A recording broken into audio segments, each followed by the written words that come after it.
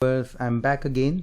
सो जैसे कि आप लोगों को ये पता लग रहा है कि जब हम रिसर्च कर रहे हैं या जब हम नॉर्मल एजुकेशन के तौर पर कुछ वीडियोस देखते हैं तो सबसे ज़्यादा डिमांड में आने वाले जो वीडियोस हैं वो जो मुझे अभी तक लग रहे हैं वो सबसे ज़्यादा स्कोपस बेस्ड इंडेक्स यानी कि स्कोपस इंडेक्स जर्नल कौन कौन से हैं इसकी डिमांड ज़्यादा आती है। तो ऐसे वीडियोस रिसर्चर्स देखना ज़्यादा पसंद करते हैं। तो आज ऐसा ही एक वीडियो में लेके आया हूँ आपके सामने, जिस वीडियो के अंदर मैं आपको बताने वाला हूँ कि अभी तक हमारे पास बहुत सारे अनलिमिटेड हमारे पास कुछ ऐसे जर्नल्स हैं जिनकी इंडेक्सिंग का कुछ अता पता नहीं है, या कुछ ऐसे जर्नल्स हैं जिनकी बहुत ज़्यादा प्राइस बहुत हाई है।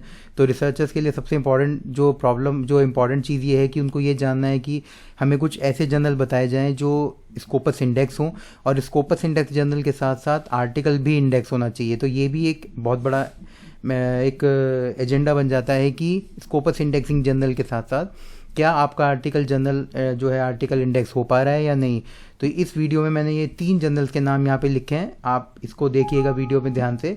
यहाँ पर मैंने मेंशन किया हुआ है, जो पहला जर्नल है उसको मैंने पैरेलल में ओपन भी किया हुआ है, इसको आप देखेंगे यहाँ पर international journal of experimental research and review, ये एक जर्नल है। यहाँ पर बेसिकली मैं पहले आपको इन तीनों जर्नल्स की एक बार टाइटल दिखा देता हूँ तो आपको पता लग जाएगा कि जो मैं आपको जर्नल 3 दिखाने वाला हूँ वो बेसिकली किस थीम पे वर्क कर रहे हैं। तो पहला जर्नल है हमारा experimental research and review. It means कि यहाँ पर मल्टी डिसिप्लिनरी जो सब्जेक्ट्स होते हैं या ट्रांस डिसिप्लिनरी सब्जेक्ट्स होते हैं, वहाँ पर इन सबको आप इंक्लूड कर सकते हैं आर्टिकल्स को अपने इस जर्नल के अंदर। तो ये जर्नल है हमारा international journal of experimental research and review. Second जो जर्नल मैं आपको बताने जा रहा हूँ वो है journal of reliability and statistical studies. ये भी एक ऐसा जर्नल है जहाँ पर जो नॉर्मली जो मैथमेटिक्स के जो लोग हैं, जो रिसर्चर्स हैं, वो इस जर्नल को रिकमेंड करते हैं। बट ऐसा नहीं है, अगर आपका थोड़ा बहुत अगर आर्टिकल रिलायबल या कुछ डेटा पर बेस्ड है like as a data science, तो आप इस जर्नल को ऐसे रिकमेंड कर सकते हैं फॉर पब्लिकेशन। इसके बाद तीसरा जर्नल का जो नाम है वो है international journal of mathematical engineering and management science. ये आपका मैनेजमेंट का जर्नल भी है। तो काफ़ी लोग मुझे कहते हैं कि सर आप हमें कोई ऐसा मैनेजमेंट से रिलेटेड कोई जर्नल बताइए। तो यहाँ पर मैंने एक मैनेजमेंट का जो जर्नल है वो भी मैं आपको यहाँ पे बता रहा हूँ, जो दोनों पॉइंट पे वर्क करता है। आपका मैथमेटिकल तो है ही, but engineering and management science ये दोनों पर वर्क करेगा।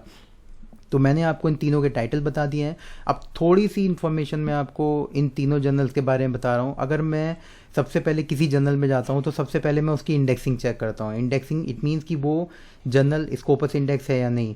तो यहाँ पर मैं देखूँगा साइड में, यहाँ पर है स्कोपस सोर्स लिस्ट। जब आप इस पर सोर्स लिस्ट पे क्लिक करेंगे तो रीडायरेक्ट हो जाएगी, ये सीधा आपके स्कोपस डेटाबेस पे चला जाएगा और वहाँ पर वो बता देगा कि ये जर्नल इंडेक्स है या नहीं। जैसे कि मैंने अभी क्लिक किया है, तो क्लिक करने के बाद आपको पता लगेगा अभी थोड़ी देर में कि जो ये जर्नल मैं आपको दिखाने जा रहा हूँ, international journal of experimental research and review, क्या ये इंडेक्स है या नहीं।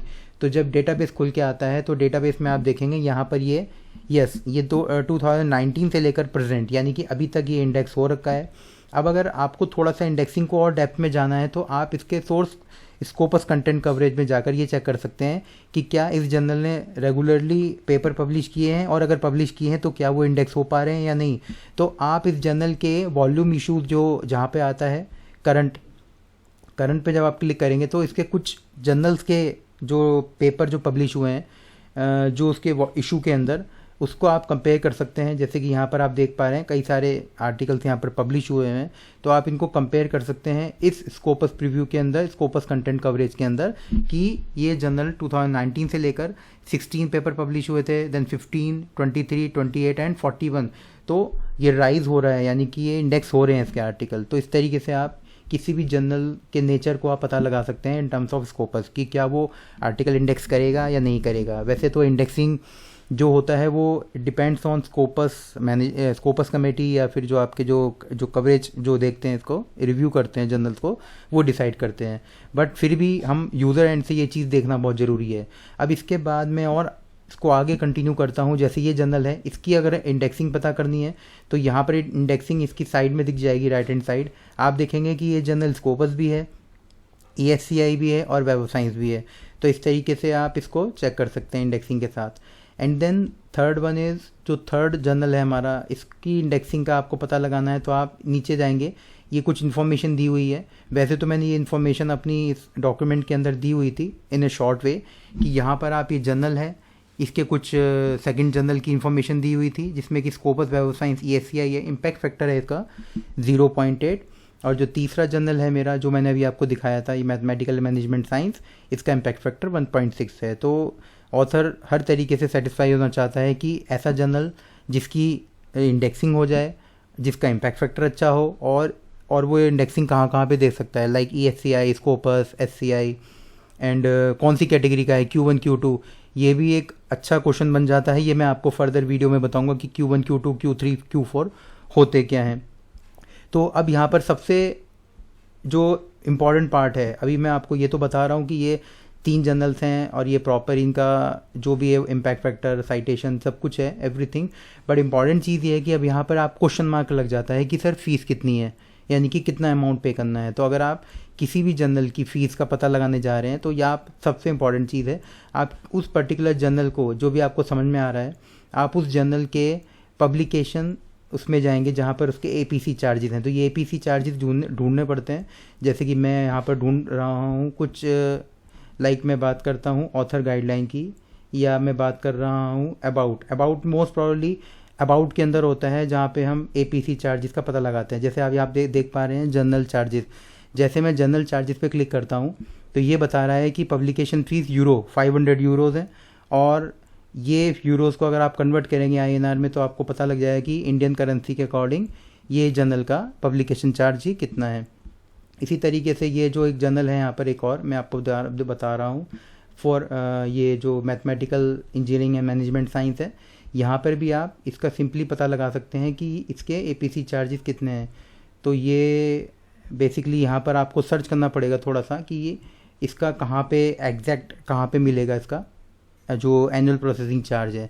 तो इस तरीके से आप APC चार्जेस का पता लगा सकते हैं, जो डिफरेंट आपके जो जर्नल्स हैं उनके प्राइस का पता लगा सकते हैं। तो ये बेसिकली यहाँ पर मैं आपको एक और चीज़ बताना चाहूँगा कि जब हम किसी भी जर्नल में अगर हम पेपर सबमिट कर रहे हैं तो आप कोशिश करें कि एक जर्नल में आप एक ही सबमिशन करें, उस सेम आर्टिकल को आप मल्टीपल सबमिशन में ना लेके जाएं, क्योंकि जो रिव्यूअर कमेटी होती है वो कभी कभी मैच हो जाती है और आपका जो आर्टिकल है उसका रिजेक्शन के चांसेस बढ़ जाते हैं। तो आई होप इस वीडियो के थ्रू आपको ये 3 जर्नल पता लगे होंगे। तो ये जो 3 जर्नल्स के जो मैंने ना यहाँ पर आपको नाम बताए हैं, ये बेसिकली 3 जर्नल्स अभी मैं आपको कह रहा हूँ कि जुलाई 2023 में अगर आप प्लान कर रहे हैं आर्टिकल सबमिशन का, तो आप इन तीनों जर्नल्स को एक बार ज़रूर रिकमेंड करें फॉर पब्लिकेशन, और एक बार आप सबमिशन करके मुझे ज़रूर बताएं कि आपकी फ़र्दर क्वेरीज़ क्या हैं या फर्दर आपके डाउट्स क्या हैं। सो आई होप आपको ये वीडियो लाइक अगर है आपने किया है, अगर आपको पसंद आ रहा है वीडियो तो आप इसको लाइक करें, शेयर ज़रूर करें वीडियो को जितने भी अपने कम्युनिटी है, जितने भी नेटवर्क्स हैं, और आप इसमें कमेंट सेक्शन में मुझे ज़रूर बताएं। So thanks for watching my video.